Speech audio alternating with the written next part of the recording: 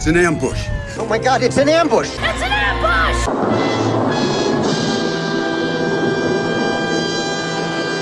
Of course! Good afternoon, everyone, and welcome to an ambush stream. Oh my gosh, haven't done one of these in a while. I've been particularly occupied with work stuff the last week and a half, and I will be for the next couple of days because of month-end things. But for some reason, I just felt inspired to take a few minutes out and talk about an old friend of the channel, old friend of the genre, shall we say, and news that is bubbling up about Robin DiAngelo. Yes, you remember Robin DiAngelo, author of White Fragility. She who started the entire craze over the idea of white fragility, turned that phrase into a career, and effectively inspired the square on the bingo card for the TED Excellences, wherein someone is trying to create a new buzzword or buzz phrase. But yes, Robin DiAngelo has come under the scrutiny of those who have looked into her past. The past, the past that was so terrible in American history that white fragility needed to be written. Well, they looked into her past, and I'm actually kind of surprised something like this did not occur earlier, that it took years for this to happen. But hey, no time like the present. And what a present it is. But before I get to that, who's joining me on this beautiful Wednesday afternoon? Odd day for me to be streaming, but here we are.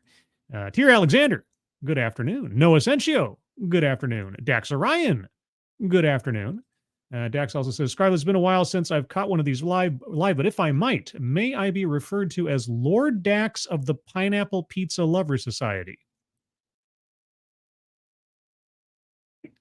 I mean, it's a free country. If you want to be known as a communist, that's perfectly fine. I'm not going to stop you. No, it's fine. I like pineapple on pizza as a blunt object. Anyway, moving on. Bishop, good afternoon. And Keeverdam, good afternoon to you. And thank you, Keeverdam, as always. You beat me to it. I was just about to post, just before you posted this in the chat, I was getting ready to post a link to Leukemia Lymphoma Society. So when all the cancer patients don't get a couple of bucks today, it's your fault. I'm just kidding. But thank you, Keeverdam, for providing the links to the GoFundMes for our friends AJ, Rowan Harushan, Natalie, and Angela Arriaga. Appreciate it and hope you're having a good day. And guys, if you can, please take a look at those when you have the opportunity and donate if you are able, and or share otherwise on social media if you can. Every little bit helps, and thank you so much. Rotten Corpse, good afternoon. Kiro Soldier, good afternoon. Angelverse, good afternoon. Pinkalo, the Driving Ape Man, good afternoon. Mike Savage, Blarg. Josh Hammond, good afternoon. Who else is here? Anybody else? Advocatus Diaboli, good afternoon. Daryl Odell, good afternoon. And Alice Morgan, good afternoon to you too. And anybody that I missed, anybody lurking, anybody in the future, good afternoon. And I realize this was short notice. Also, the lovely Sherry, good afternoon. All right, so let's take a look at the article. So what I want to do here, we're going to take a look at the article that broke the story, at least the one that I saw first. And then we're going to take a little trip down memory lane and watch some of Robin DiAngelo when she was at her height, the height of her success, fame, and influence, and listen to what her words from the past mean to us today. How's about that? Vader35, good afternoon. Spider-Man, good afternoon. And Resolute Germ, good afternoon. All right, so here it comes from August 26, just 2 days ago. White fragility author Robin DiAngelo accused of plagiarizing minority scholars in PhD thesis. Uh-oh. I don't know. Did the white person rob from the minorities? Robin DiAngelo? I put that into the thumbnail. I thought that was kind of clever. You'll have to let me know. Robin DiAngelo, the author and anti-racism consultant, who rose to fame and made a fortune scolding white people for their inherent bigotry.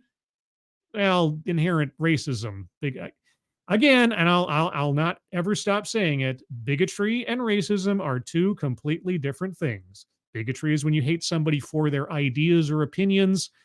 Racism is when you hate somebody for their skin color and or ethnicity, depends on the circumstances. They're similar, they're not the same. But I digress. Has been accused of ripping off the work of two Asian American scholars in her 2004 doctoral thesis. Now, see, here's the thing, and I wonder if the article will say that. I haven't read this yet, by the way. I've only seen the headline. Don't know what the article says. Robin DiAngelo does benefit from white privilege, right? because the theory of white privilege is that you are granted certain luxuries, certain passes, certain advantages in life simply on the basis of you being white. Now, of course, you could just allow whiteness to privilege you, or, you could go the whole God helps those who help themselves kind of direction.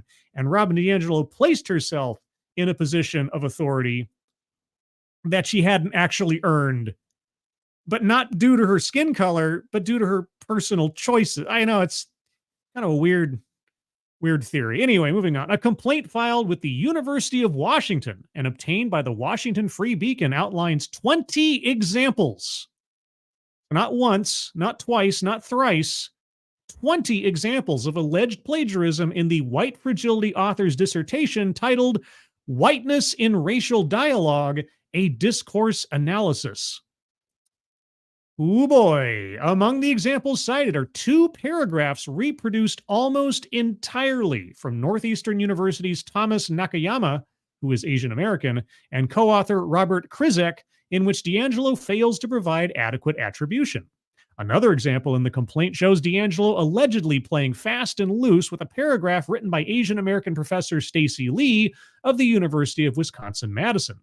In it, rather than clearly delineating that Lee had summarized the work of scholar David Theo Goldberg, the information was presented in such a way to appear as though DiAngelo herself was providing the summary herself. Note to the editor of the New York Post, repetition sometimes needs to be avoided. Just saying. National Association of Scholars President Peter Wood told the Beacon that such a move in academic circles is tantamount to quote-unquote forgery. Quote, it is never appropriate to use the secondary source without acknowledging it, and even worse to present it as one's own words, unquote, said the ex-Boston University provost. Quote, that's plagiarism, unquote. In her own website's, quote, accountability statement, unquote, DiAngelo goes into great detail about how she claims to hold herself accountable in a variety of different contexts when it comes to her business and personal dealings with non-whites. Oh, she has to differentiate? Interesting. Quote, always cite and give credit to the work of BIPOC, Black, Indigenous, and People of Color, people who have informed your thinking, unquote, she writes in a section explicitly about how to properly provide academic citation. How ironic. Also, before it goes by, JB, thank you so much. Very much appreciate it. Question, you ever read the story, The Man Who Was Put in a Cage by Rollo May? I spent all afternoon trying to remember the story's name with no Google results. I almost thought I dreamt it. I can't say that I ever have. I will now have to look it up. So thank you, JB. The Man Who's Put in Rollo May. Okay. Yeah, I've had that experience too, where like for years, and it was actually somebody who was following me on Twitter, and oh boy, I wish I could remember who it was. Maybe you're still out there. For years, I had this song lyric stuck in my head. I used to work at a watch store, and they had one of those like corporate setup, music discs things. You could only play the music they'd licensed for their store or whatever. And at least I got to choose the disc occasionally. And there was a mix on there of songs from like the early 2000s or something. And there was this one song on there that I had the lyrics stuck in my head for years, but for the better part of 15 years or something, I could not remember any more than just one line. I couldn't remember the band name. I couldn't remember if I wasn't even sure if what I was remembering of the lyrics was accurate. And it drove me nuts. Once in a while, like every 3 or 4 months or something, I'd just be humming to myself and be like, what is that song? And I'd look for it. I'd search for it. I'd look up the lyrics. All I remembered was that part of the lyrics was Way Out West. And the problem is there's tons of songs called Way Out West. There's a band called Way Out West. And I just couldn't, so I couldn't find it. Until one day I went on to Twitter, and this is years ago now, and I just said, somebody please help me. I can't remember. I can't find this song. All I know is it's like something like this, and the lyrics go something like this, and it came out early 2000. And then within like 10 minutes or 15 minutes, somebody piped in and said, oh, that's Way Out West by Submarine. The band was called Submarine. I'm like, oh, and I listened. I was like, yes. And it was like, it's like the skies opened up and an entire weight was taken off of my shoulders. Years of frustration gone by the wayside. Anyway, that's just my own little anecdote that might be relative to yours. But JB, I will look that up after the show. I'm curious now to know what it's about. Also, Squizzles, good afternoon. And the best Remy, good afternoon. You're ridiculous lunatic. Good afternoon. And JB again, holy cats. Dude, JB, thank you so much. Again, the story is a short story about a man imprisoned in a cage by a king. It has some deep psychological undertones. It's a psych story. That's why it was so difficult to find. I thought it was a fable. Aha. Man imprisoned in a cage by a king. I had an idea long ago for like a sci-fi sort of Outer Limits or Twilight Zone type episode. Like, okay, there's a guy and he's stuck in a box, right? But this is a prison cell. This is a futuristic prison cell. And what it is that the entire inside of the box is lined with what I call rejuvenation circuits. And so basically, what this guy was told was, you committed such a serious crime, we're going to put you in this box that will not let you die. And then we're going to shoot you off into space. And then at some point, the box is going to find, at some indeterminate amount of time, the next time the box finds a habitable planet, which is going to be, hundreds of light years away, or God knows what else. It'll then land on that planet, and that will be the end of your sentence. So you have some indeterminate, endless sentence off in space, and then you'll land and it'll be free. And the whole idea of the story was this guy was, again, trapped in his own mind, trapped with nowhere to go, nothing to think about other than where he is, his memories. Can't talk to anybody. He's just sitting basically in like a dimly lit room forever and ever and ever, unable to do anything, even enjoy food. He was just, the rejuvenation circus kept him alive in the absence of food or any other comforts. And so he's just sitting there going like, oh my God. And all he knew is that he had to wait for the second thump. The first thump was the rocket taking off. The second thump was landing on the planet. So he just was waiting forever for the second thump to happen. And then one day, after, an indeterminate amount of time of us living inside his head and his memories and his dreams, his nightmares and everything, all of a sudden he feels the whole room shake. And then everything becomes very still. He's like, I'm going to be let out. I'm going to be let out. Oh, and he's so excited. Oh, he finally, his sanity's completely gone, but he's starting to see things. And he imagines himself getting out of the capsule and all this kind of stuff, sort of like an occurrence at Owl Creek Bridge kind of thing. And then the camera cuts to the exterior of the box and it backs up and it finds that he's just been in a sort of cavern along with a whole bunch of other boxes just like his that have been buried under the earth. And the thumping going on is some great war that's taking place where basically, everything's being wiped out and there's nothing for him to come back to. He's just trapped there forever. Yeah, I know.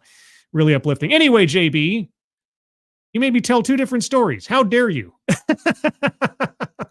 Anyway, let's move on to the descent of Robin DiAngelo again. So yes, Robin DiAngelo takes whole swaths of information from minority scholars from other schools, puts them in her own dissertation or PhD deal. And then on her own website, as has been for years, I imagine, she's admonishing everyone, whenever you cite or use information from Black authors or BIPOC authors, you have to cite them correctly. How ironic. Quote, when you use a phrase or idea you got from a BIPOC person, credit them, unquote. As the Beacon points out, DiAngelo's status as a doctor and her PhD in multicultural education have been key to promoting her book, her high-dollar speaking engagements, and her therapeutic seminars where attendees pay up to $40,000 a head. Let me repeat that. Therapeutic seminars where attendees pay up to $40,000 a head to hear all about how racist they are. She's often formally referred to as either as Dr. Robin DiAngelo or Robin DiAngelo PhD in marketing materials, including the header of her own website, where she claims to have coined the term white fragility in a 2011 academic article. The allegations against DiAngelo follow a rash of recent similar accusations raised in the highest levels of American academia. Former Harvard President Claudine Gay faced dozens of plagiarism accusations before resigning in disgrace in January. I know she resigned in disgrace as president, but she still retained her tenure, didn't she? I thought she was still getting a paycheck from the school. No. Her Columbia University counterpart, Nemat Manoush Shafiq, I'm saying that correctly, who resigned earlier this month following a spate of anti-Israel protests on her campus, came under fire for allegedly screwing a former underling out of credit in a 1994 research paper. Oh boy, D'Angelo's controversial White Fragility was barely noticed upon publication in 2018, but became a New York Times bestseller in the wake of the murder of George Floyd in 2020. Well, don't worry, New York Post. Myself and several other YouTubers were all over Robin DiAngelo's White Fragility back before 2018, or thereabouts, I should say. Actually, right after its publication, Robin DiAngelo was on my radar almost as soon as the book was published. So don't worry. I've got plenty of videos on Robin DiAngelo from way back in the day. Before George Floyd, and I think maybe just slightly after, but you have to check. During that time, Robin DiAngelo made regular TV appearances and hosted frequent paid speaking gigs.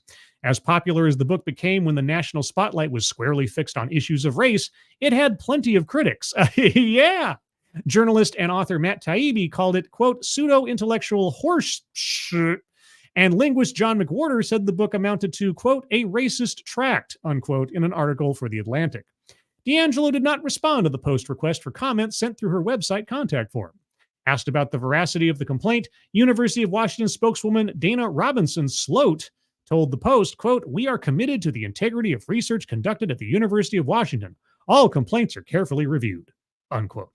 And so there you go. The allegations, I have to be careful for legal reasons, the allegations that Robin DiAngelo plagiarized minority scholars in creating her PhD thesis that led to her further career and eventually White Fragility and her $40,000 per person therapeutic seminars of feeling bad about yourself for the skin color you have. Boy, oh boy. Well, there you go. Stealing from minorities. That's a kind of, maybe that's a kind of colonialism. I don't know. You know, taking over other people's stuff, taking what you want from them, taking it for your own, using it for your own purposes. I've heard that before somewhere. I don't know where I've heard that before. I've been told that that's a bad thing before. But otherwise, let's move on a little bit here. Let me pull this up. Let's take a look back. Let's do a little reminiscing about Robin DiAngelo back in the olden days. The olden days where she was lecturing to everybody about morality and values and how you should behave in society. Before I do that, let's go back to the chat real quick and see what people have to say. Let's see. Dax Orion, it took me 25 plus years to find a band that played sea shanty music that I had heard live and had the cassette for a kid, but lost after a move. Found them. Feelgoodman.gif. Yeah, I hate that earworm thing where it's like, I know this thing happened. I know I heard it, saw it, whatever else. Where is it from? Why can't I remember? Oh, but man. Let's see. Anything else from you guys before I move on? Oh, Robert Pincus. Good afternoon. Anybody else? Or Shadowcat. Good afternoon. Is that Kitty Pryde? Is that the Kitty Pryde Shadowcat? Or another kind of Shadowcat? Frank Cap. Good afternoon. I'm told the phrase "no cap" is now like cool or something amongst the kiddos. I don't know. I'm just an old fogey. Frank Cap. Well, we don't want no cap. We want Frank Cap. Anyway, let's do a little review. Let's do a little reminiscing with Robin DiAngelo. I don't even know how old this is, but her hair is gray now, and it wasn't here, so I'm assuming this is maybe almost 7 years ago, 6 years ago, something. Maybe it'll tell us. I don't know. I don't know that I'll do this whole thing, but I thought we'd listen to a few minutes just to refresh our minds about where all this started and where it has come. I'm Dr. Robin DiAngelo, and my work focuses on the question of what does it mean to be white in a society that proclaims race meaningless? A society that proclaims race meaningless. Well, certainly in recent years, we are not in a society that proclaims race meaningless. We're in a society that was attempting for the longest time to make race irrelevant when assessing one another, and we were on our way. We were on our way. And then people like Robin DiAngelo came along and fed on people's inherent fears and prejudices to turn a profit. Oh, well. It is profoundly separated by race. And to start this off, I want to draw your attention to the fact that I'm white. Oh my gosh, you're white? You're white. Oh my gosh! Wow. So what should I assume to know about that? Here's something that we've been told several times over the last few years. If you don't see race, you don't see me. I have heard that phrase belted out at me, either in person or otherwise, endless times over the last several years. And I keep asking myself, as I rhetorically or otherwise ask anybody who says it, okay, what am I to assume to know about you on the basis of your skin color alone? I mean, what would you call someone that operates like that in life? That just walks down the street, sees people on the other side of the sidewalk or otherwise, and can see their skin color, and they just know something about the condition of that person's life, about the way that they think, about how they should feel about them. What would you call such a person? But anyway, yes, Robin DiAngelo, you are a person who has a low melanin count. And So just look at me for a moment, think about it, notice it. I have duly noticed it. And part of being white is that is a very uncomfortable thing for me to do. And it's taken me many, many years to be able to draw people's attention to my race and see any significance in it. It's okay. Again, what significance should I draw to your race? And by the way, not your race so much as the race demographic in which you belong. Sounds a little self-centered, but okay, all right. You've worked very hard to make people pay attention to you on the basis of the most surface level, literally element of your makeup. Yes. And that's because as a white person, I was socialized to see race as what they had. I was just a person.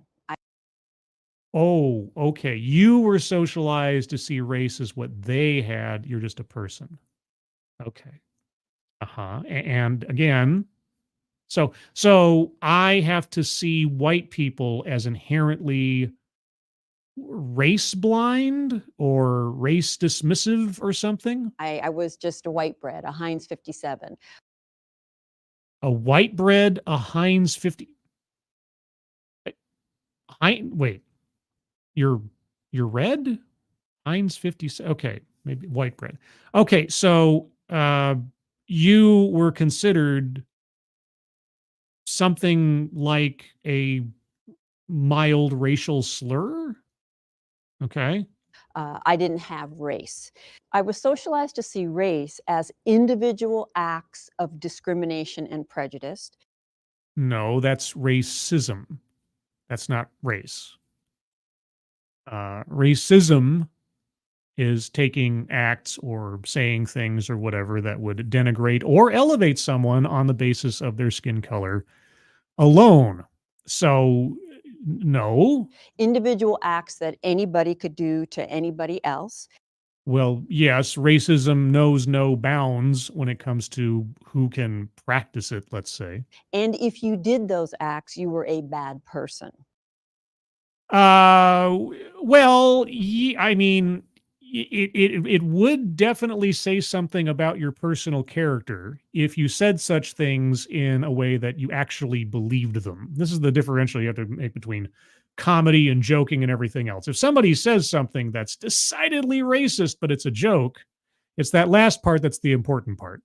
If somebody says something that's decidedly racist and they actually believe it, then yes, you could start making assessments of that person's character. It's true. And that is why, since I saw myself as a good person, I didn't see myself as connected to racism. Well, were you racist?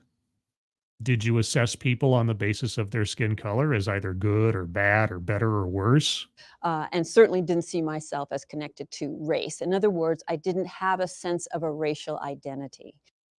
Oh, heaven forfend. Guess what, guys? She didn't have a sense of a racial identity, because racial identitarianism, as we know, is a good thing.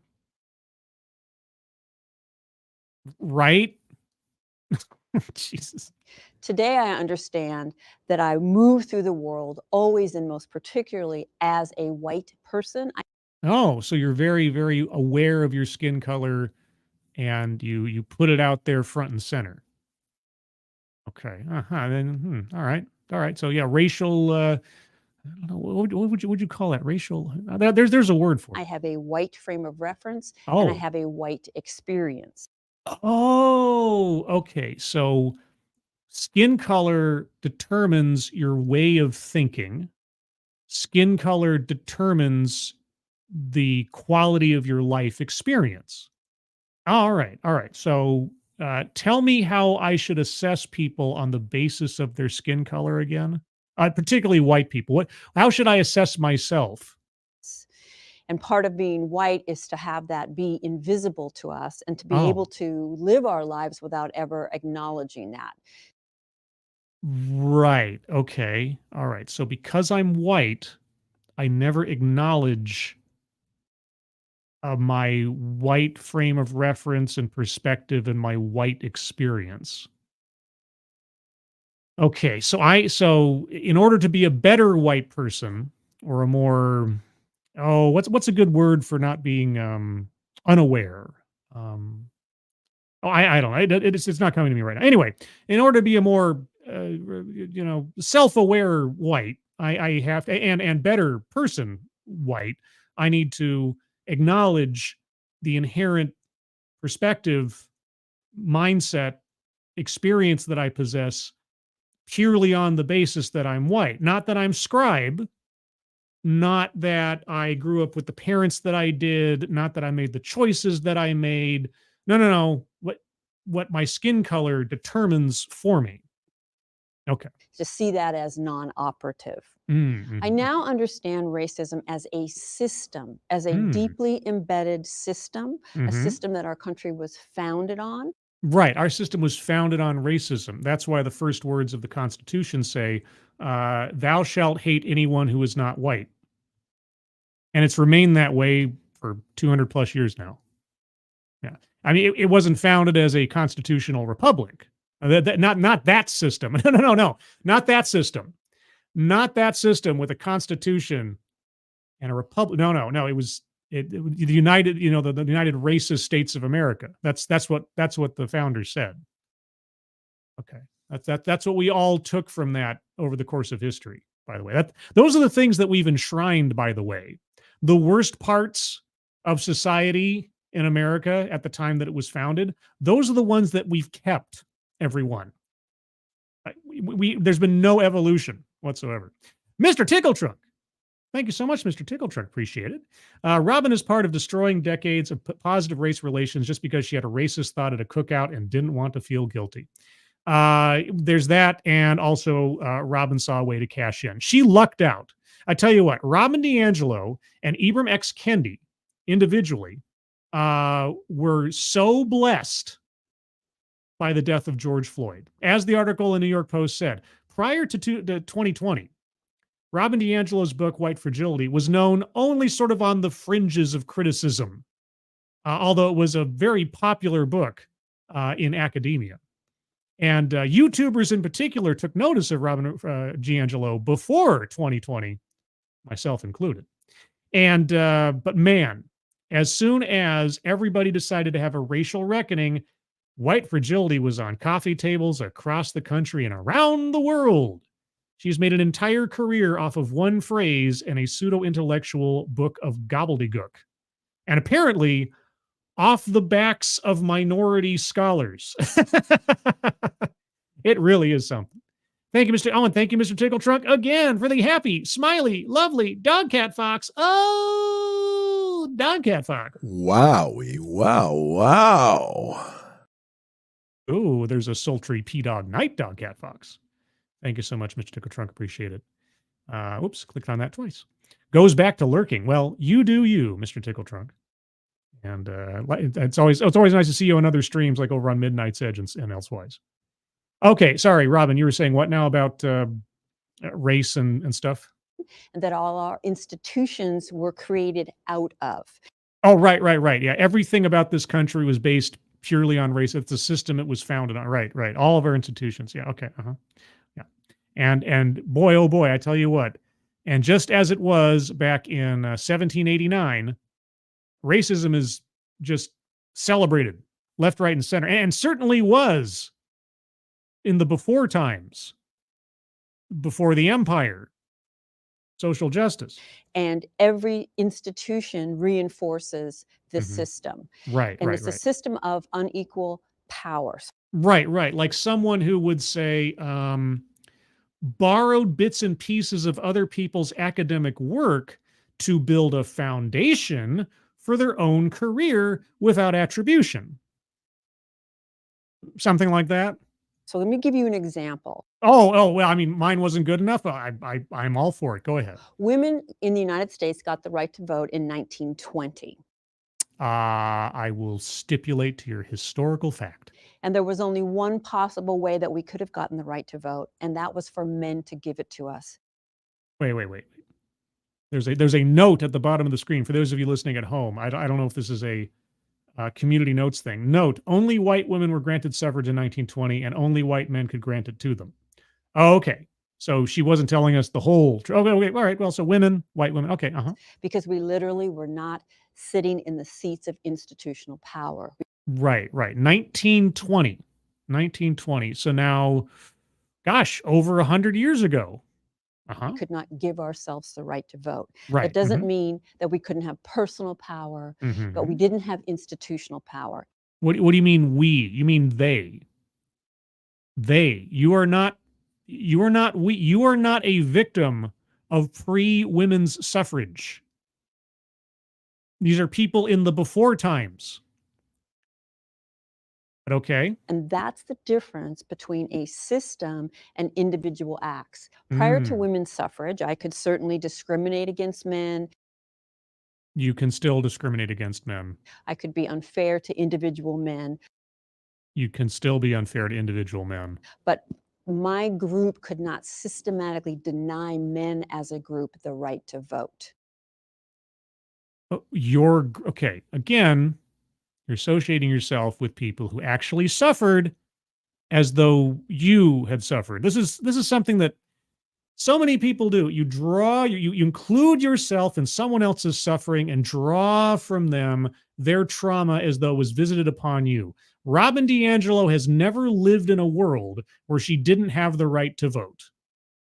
She has never lived in that world. And yet, the mystic cords of memory are very, very short between 1920 and the 2000s.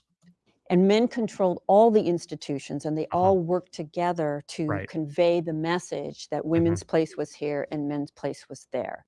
Yes. Yes, that's true. And that's the difference between individual prejudice and a system of inequality. Sure. Okay. I know it's a waste of brain cells, but what was your point again? So in this field, we think about oppression, or in this case, racism, as group prejudice backed by institutional power. Oh, right. So someone can't be racist unless they're in the majority and or backed by institutional power. So if I don't have power, or I'm not part of the demographic that is, branded with having power, then anything I say that in any other circumstance would be racist isn't actually racist. That's actually a action of resistance, right? There's racism, and then there's resistanceism or something. And so prior to the civil rights movement, prior to 1960s, okay, it was fairly socially acceptable for white people to just come out and say, we are superior. But post-civil rights, it became bad to be racist, right? It was always bad to be racist, but it became far more legally untenable for individuals, especially employers and certain institutions backed by federal money, to practice racist policies. And yeah, it became unacceptable to be racist. And well, it became far less fashionable. Let's put it that way. It was unacceptable to be racist amongst a lot of people before the 1960s and civil rights. That's what kind of led up to the civil rights movement, is that there was a growing, unrest about the inequality in this country under law, especially, and from laws then, derive social change. So yes, after the Civil Rights Act of 1964, there was far fewer incentives for businesses and therefore people in general to behave in ways that were outwardly discriminatory. Does that mean that racism was cured? No, because if the bad things about people were cured by laws, we wouldn't need laws, because laws are confessions of the inherent frailty, I'll use that word, of human condition. So anyway, you were And saying, that seems like a positive thing, right? yeah, racism is bad. Yeah. Racism's bad. Yeah. But Yeah. unfortunately, what it morphed into is to make it Uh-huh. impossible for white people to look at racism, because what we hear is, I would have to be a bad person in order to perpetuate racism. Yeah, because as we know, there were no white people involved in the civil rights movement. There were no white people that passed the Civil Rights Act of 1964. There were no white people that lost their lives to the Ku Klux Klan during the civil rights movement. No. White people just had no concept of any of this prior to, during, and after the civil rights movement. It just didn't happen. It became a moral issue. Mm-hmm. In And by the way, no white people lost their lives in the Civil War, where slavery became one of the guiding impetuses for the war to continue. It's just, anyway. addition to years of reflection and study of my own racial identity and how it shapes my life and my experience and my perspectives. How does your racial identity shape your bank account on the allegedly on the backs of Asian American scholars? I've had the very rare opportunity to, for a living, day in and day out, lead primarily white groups of people in discussions of race and racism. Oh, yes. And how much? At $40,000 a pop. Yeah, $40,000 ticket to listen to Robin DiAngelo tell me how terrible I am because of my skin color. Boy, it just, the absolute waste and masochism that this lady, her career has thrived upon. It's amazing. And there are some very, very predictable patterns that come up in these conversations. Well, of course, because all white people obviously operate on the same playing field when it comes to how they think and how they behave, as we know. And as I listen to these, it's almost like a script. And as I listen to white folks, my group. Your group. Oh, yeah, your people. Yes, your group. Not demographic. Group. And there is, again, a difference. Repeat these narratives over and over. I got this image of a dock, like a pier, and it's just floating on the water, and that's all the superficial things that we say. And you probably recognize some of these. You hear them. Maybe you've said them yourself. I don't know. Could you give us some examples? I'd love to know what I've said. I don't see color. Color blindness. Yeah, color blindness as a principle. It's true. It's true. And that's a bad thing, right? Because again, if you don't see color, you don't see me, as I've been told. I was taught to treat everybody the same. Well, I mean, treat everybody, come at each person individually as an individual, right? I mean, give everybody the same chance, relatively speaking. Also, if you want to get really down to brass tacks, the golden rule. But okay. I don't care if you're pink, blue, purple, polka dotted. Yeah, setting race aside as a relevant element of judging someone. I know it's a terrible thought. It's that's bad, is it? My parents weren't racist. That's why I'm not racist. Or my parents were racist. That's why I'm not racist. Oh, so there really is no winning, no matter what your upbringing. Okay. It doesn't really matter what goes in front of it. The answer is always, I'm not racist. And so if someone says that, you automatically know they are lying to you and or lying to themselves? I mean, especially if they're white, correct? I know people of color. I used to Uh-huh. work in the military. All Uh-huh. of the things we say to Military. rationalize that we ourselves are not complicit in this system. To rationalize. So yes, so we're lying to ourselves. We're not making statements of fact or of our true belief and value system. So whenever somebody says, especially, I think most explicitly a white person, or a white person says, yeah, I don't care about race when it comes to evaluating people, Robin DiAngelo knows that you're just lying to yourself and thus lying to everybody and thus participating in an evil system. She just knows it.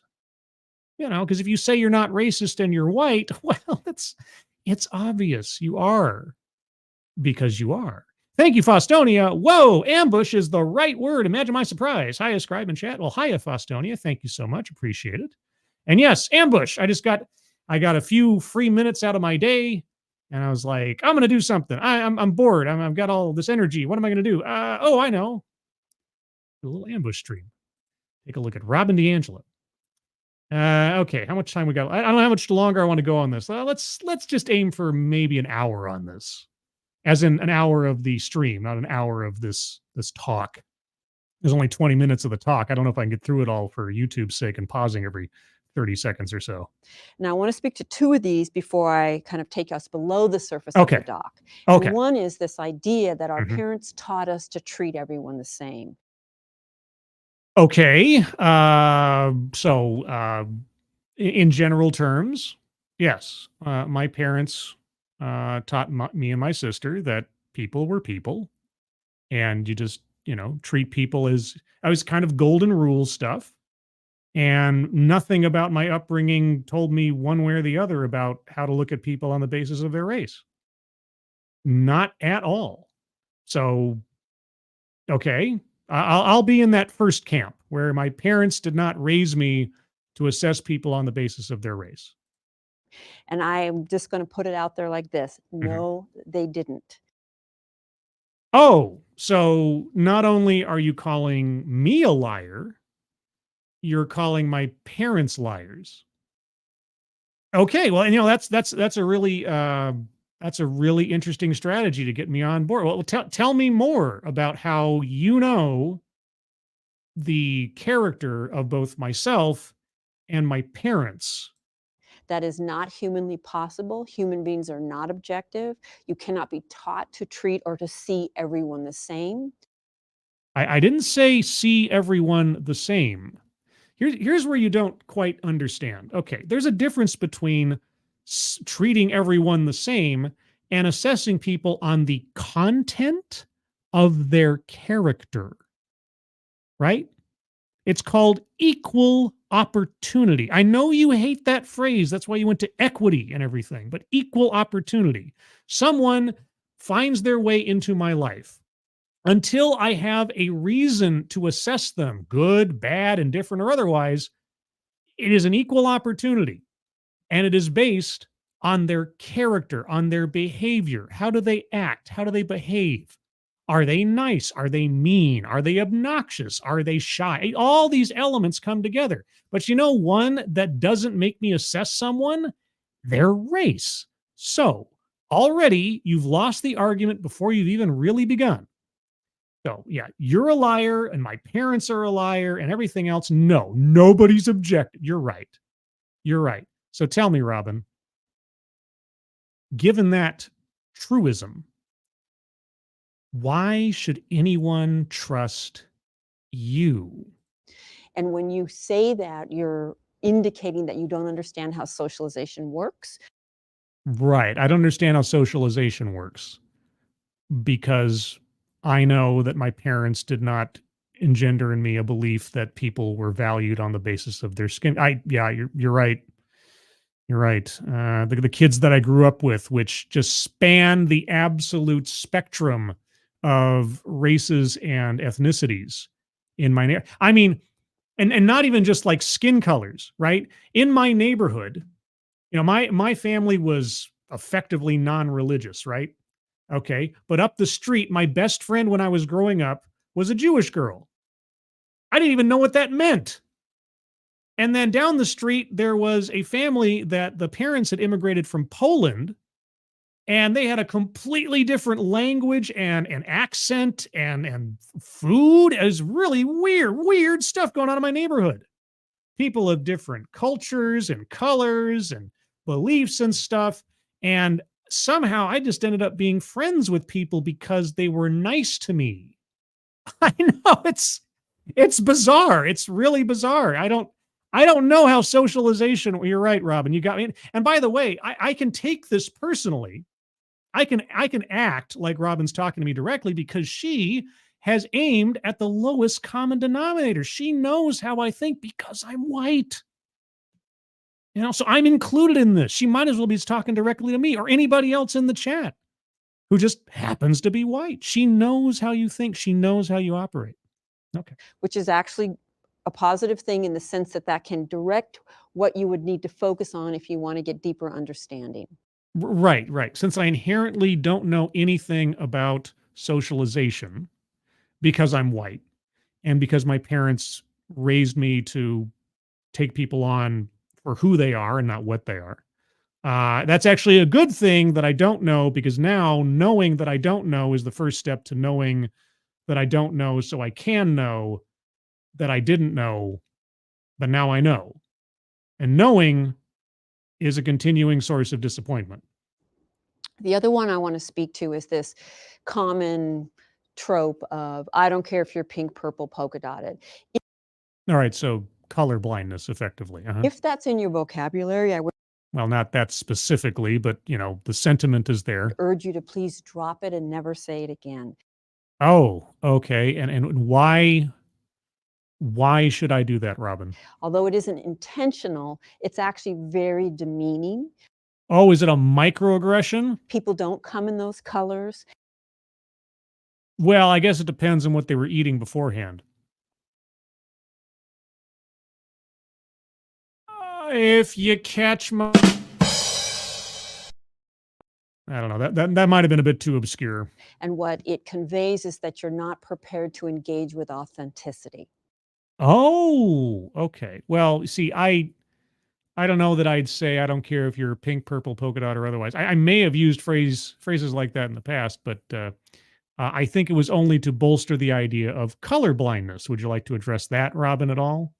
But no, I'm not being authentic, right? Okay, so if I express the sentiment that skin color is an irrelevancy to me when assessing someone's value, that's me being inauthentic.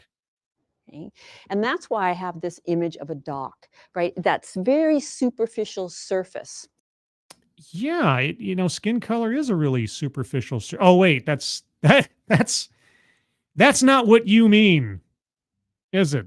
And for me, in trying to understand how all this works, Uh-huh. what it means to be white. Yeah. What does it mean to be white? I think I'm seeing it play out here on the stage as far as Robin's concerned. And live so separate by race, even though I was taught to see myself individually as open-minded and outside of all of this. Speak for yourself then, I suppose. All of this. What is all of what? I've had to go under the surface. Oh, you went deep. And that's why I have this image here now of under the water. You see the pillars or posts that prop up the surface. That prop up the surface. Okay. The pillars, the posts. I think there's maybe you mean pylon. Okay. So, for example, it's very common in discussions of race to have white people tell you about all the people of color in their lives. I mean, if you want to know, I could tell you. I don't think it's relevant or anything. If you can't take my word for it. Oh, wait, you can't take my word for it because I'm white. Right. I'm lying to myself. I'm not being authentic. Right. You know that all white people are liars when it comes to, right. Okay.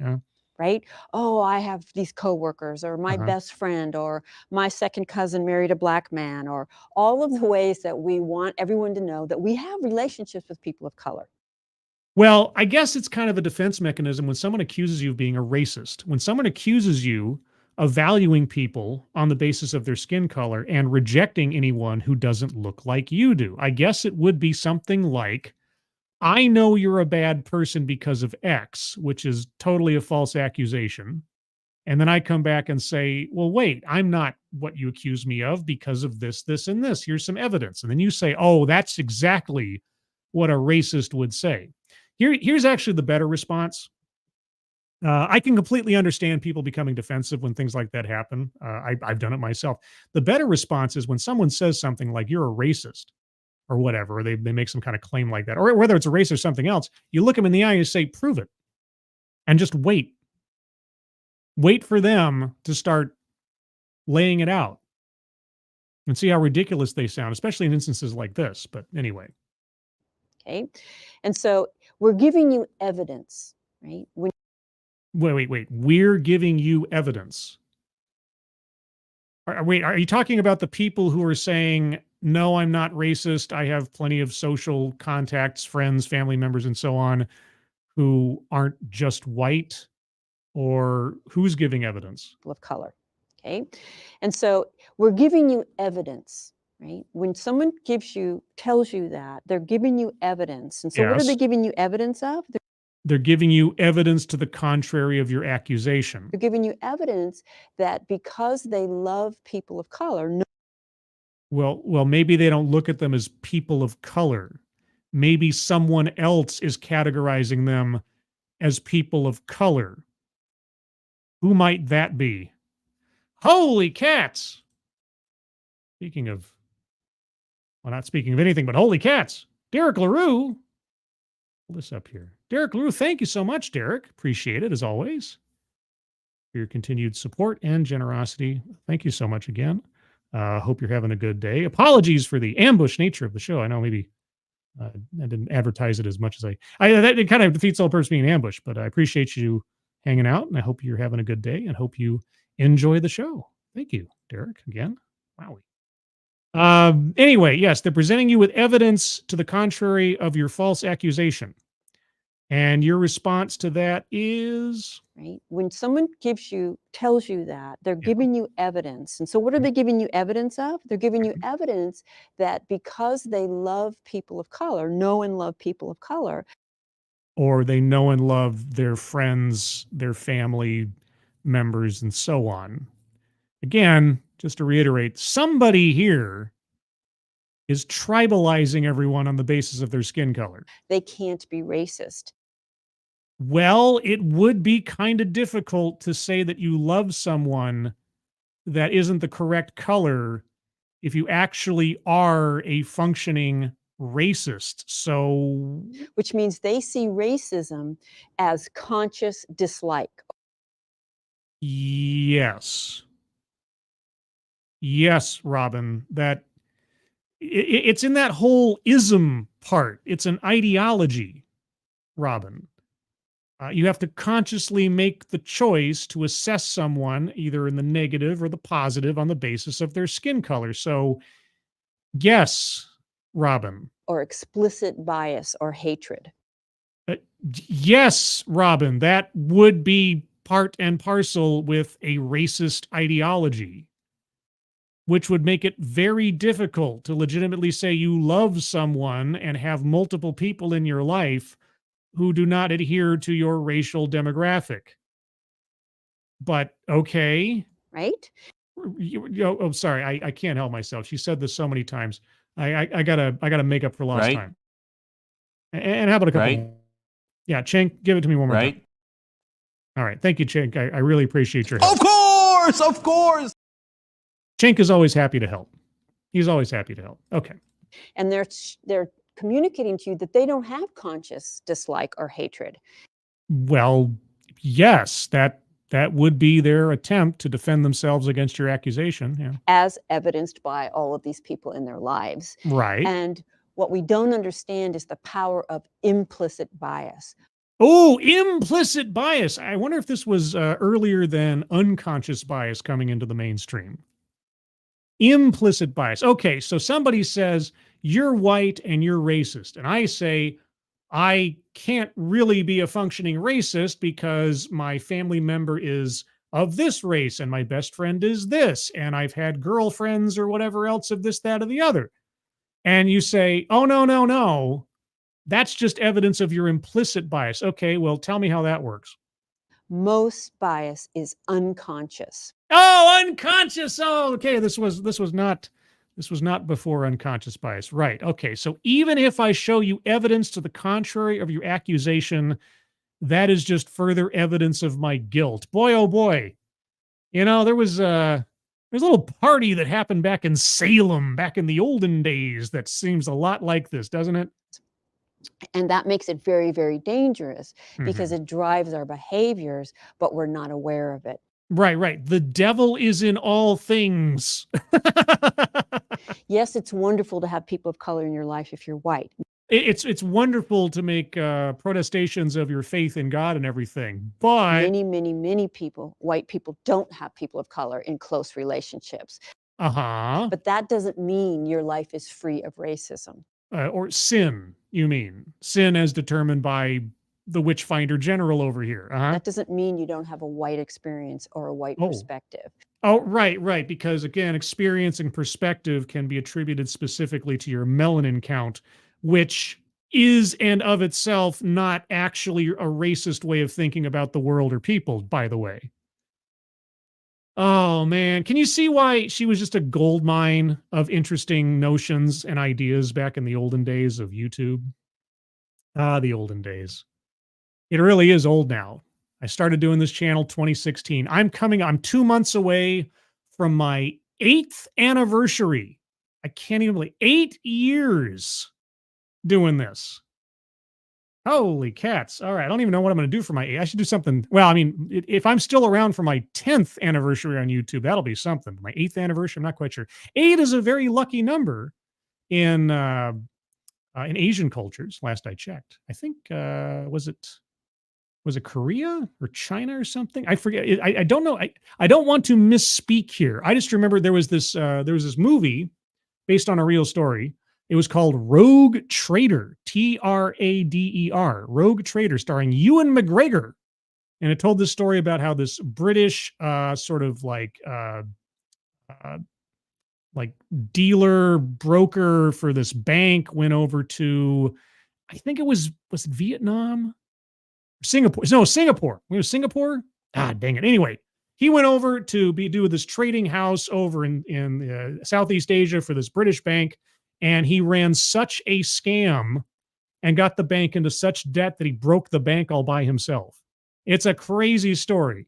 There's a great little documentary you can find on YouTube from the BBC about it. The movie simplifies things quite a bit, but it's an early Ewan McGregor performance, which I thought was pretty good.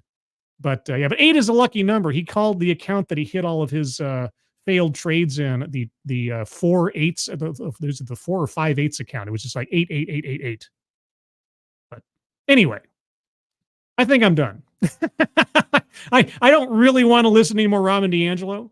A link to her full presentation is in the description below if you'd like to watch it for yourself and learn a little bit about the wit and wisdom of Robin DiAngelo now that she's been accused of alleged plagiarism for her foundational PhD thesis that she allegedly took great portions of from Asian American scholars without attribution and is thus being called by several other academics as a plagiarist, which is all sorts of funny given what she said right here, as well as what she puts on her website and otherwise.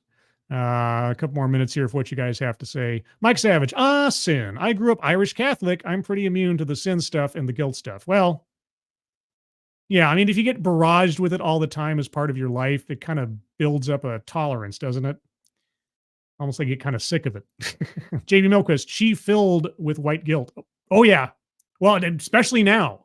Boy, oh boy, now. Yeah, it wasn't her. I bet it's not going to be her that did the plagiarism. It was her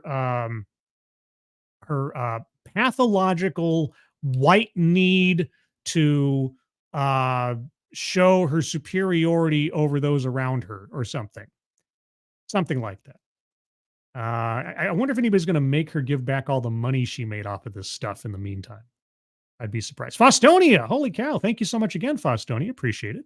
If not for this subject, this sniveling quim, I wager, would become a nightmare-level HOA Nazi. A terror for her neighbors about their lawns not being within a quarter inch of spec. Yeah, imagine if she'd used her powers in a different genre of life. This kind of accusation, nitpicking, accusation without evidence, high horse self-righteousness. Oh, man. I mean, she did basically contribute to a festering religion amongst certain portions of our society now, unfortunately. But the message is more powerful than the character of the individual delivering it, as I've learned in life. So even though Robin DiAngelo may, with her millions of dollars, go by the wayside more so in the near future than otherwise, what she has advocated for has been rooted. It ain't going nowhere. So that's the unfortunate part. But yes. It wasn't me. It was my unconscious bias. Yeah, she unconsciously biased herself in favor of herself over the work of others. She's been canceled, says Kieverdam. Well, she might have canceled herself, I suppose. I guess we'll see what happens. Q Continuum. It's odd all these ivory tower ideologues are thieves. It's strange sometimes. The people who look down on us from on high. What was the material of the bricks on which their foundation was built? You have to ask, because few people get to the tippy top of things without having a few corpses buried beneath them. And I mean that figuratively, not making any other accusations. Best Remy, wasn't she accused of plagiarism a few years ago? Why is it all of a sudden getting trash in? If she was, I don't recall it. I wouldn't be surprised, but I guess maybe it maybe became an official complaint now to the university. Maybe it got more traction because of more examples. There's been a lot of plagiarism recently exposed by people in high levels of academia. And who knows how many others there are that are still just waiting for the day they get that phone call. Can't wait for that. But otherwise, everybody, I'm going to wrap it up here. Just a relatively quick ambush stream on a subject that I thought was interesting. Let me know in the comments once this posts what you think about this. And if you have any favorite memories of Robin DiAngelo or white fragility as a concept that you might have encountered in life, either in others or in yourself, because it's all about self-confession here. Just a note that tomorrow, Thursday, 6 p.m. Pacific, 9 p.m. Eastern, you'll find me here for TED Excellence. And what is the topic of tomorrow's TED Excellence? Well, since I've already picked it, I guess I can give it away with the thumbnail a little bit. So let me pull that up here. Make sure that that doesn't screw something else up. And yes, this is the thumbnail for tomorrow's TED Excellence. Democracy is a dud? Yes, we will be asking or asked the question, does democracy still work?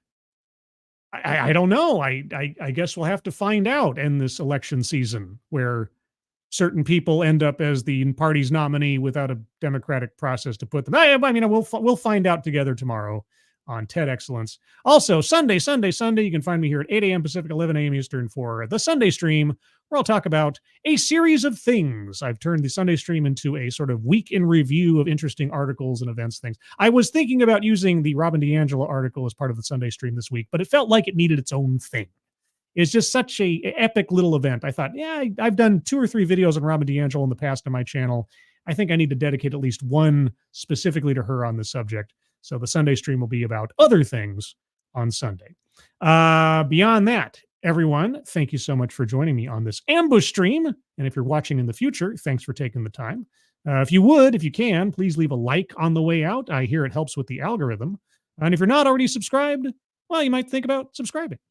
Also, moderators, thank you for keeping an eye on things. Even though everyone here is so well behaved, you have very, very little to do. Everybody who donated, either to myself or to the GoFundMes and fundraisers pinned to the top of the chat box, thank you guys so much for your generosity. It is very, very much appreciated. Also, I have a Discord server. Do you know about the Discord server? Well, let me tell you about the Discord server. There's a Discord server where people that watch my shows can hang out and talk about stuff and whatever. It's fairly loose and laid back. There's a link to the Discord server in the chat right now. Click on that. You'll find yourself on the landing channel called Say Hello. And in addition to saying hello, you just have to say the secret word. The secret word will tell me that you're not a bot, have actually watched the stream and thus are in the right, the privilege, the entitlement do join the Discord server. And today's secret word is $40,000.